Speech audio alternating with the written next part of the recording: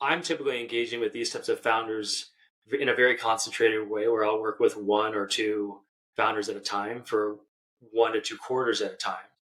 If it's really depending where they are. If they haven't launched a product yet, they're still formulating, they're really narrowing down like what their ideal customer profile is and what their messaging and positioning is. Then we go out and test all that. Like it's where I'm helping the founder go and talk to people who we think are in the ICP. And what we really try to figure out is there desperation there?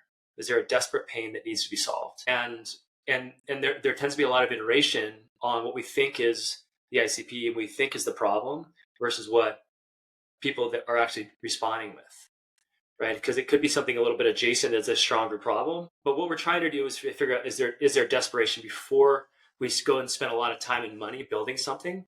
Because really the worst thing that a seed stage company can do is go out and build something and then they take it to the market and nobody wants it, right? Then there's sometimes not enough time and money to pivot into what the market really does want.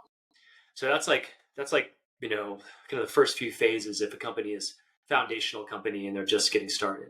Now on the other end, if there is a product, then we're actually going to go and try to get it sold. And so I'm working really close with the founder to help a founder-led sales process where we're going after trying to find the first 20 customers, right? Give or take. It really depends on the price point. We're trying to find the first 20 customers that all look kind of the same.